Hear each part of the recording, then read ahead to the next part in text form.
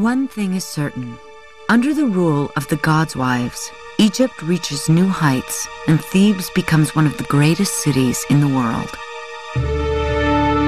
But by the middle of the 6th century BCE, while Thebes thrives under female rule, weak male pharaohs in the north are threatened by outside invaders.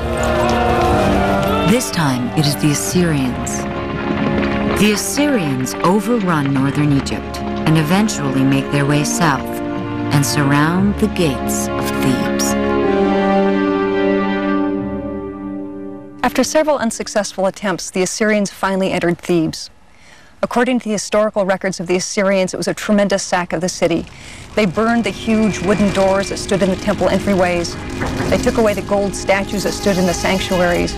And according to the Assyrian king, he made the Egyptians feel his weapons bitterly. The sack and devastation of Thebes was the end of the greatest city in the ancient world. Thebes is reduced to a sand-swept ghost town. For nearly the next 500 years, the intruders ignore the privileged status of Egyptian women, and the power and legend of the gods' wives plunges into obscurity.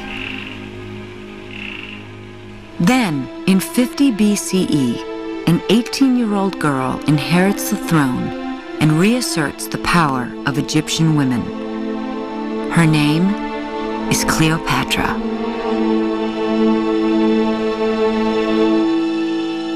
Cleopatra is remembered more as a myth than a real woman.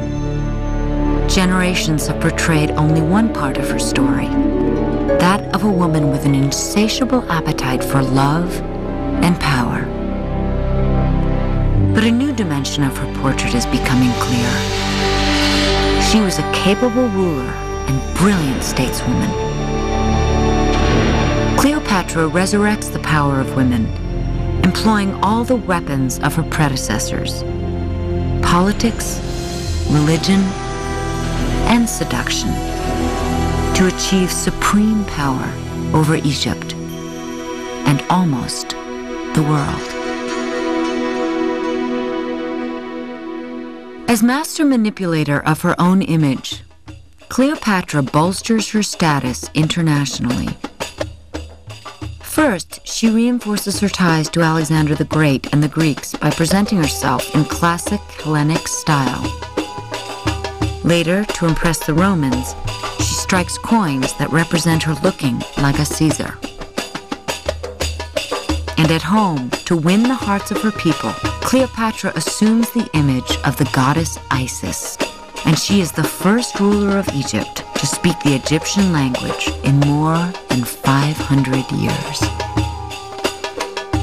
At the Luxor Temple, in the tradition of Pharaoh Hatshepsut and the gods' wives before her, she makes offerings directly to Amun, fusing religious with political power. Though revered as a god by her people, in 52 BCE, when the Roman war machine threatens to invade, Cleopatra uses the earthly power of seduction to save Egypt. She bears the son of the great Julius Caesar, and if it were not for his assassination by the Roman Senate, she would have ruled the world by his side. When the Romans send their general Mark Antony to subdue her, Cleopatra captures his heart with her amorous charms and visions of world conquest.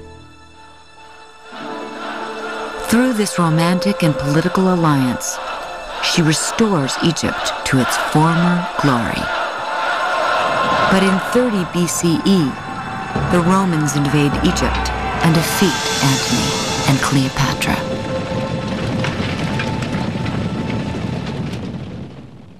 Unwilling to submit to imperial rule, she commits suicide. According to the Greco-Roman historian Plutarch, she dies from the bite of an asp. But many modern scholars believe that Cleopatra experimented with poisons and would have known that the venom of a cobra, the very serpent that adorns the crest of the pharaoh's crown, was more deadly and a less painful way to die. With the death of Cleopatra, a 3,700-year epic of Egyptian history comes to an end. The pharaohs are dethroned.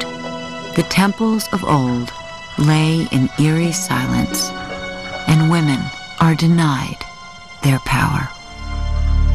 It will take the world nearly 2,000 years before women gain the kinds of rights that all women had in ancient Egypt.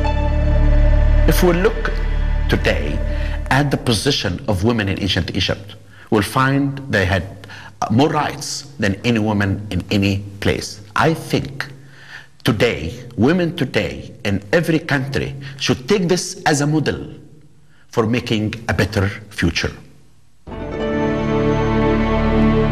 Today, as women of all nations struggle to balance male and female power, perhaps they can look for inspiration from the women who ruled ancient Egypt.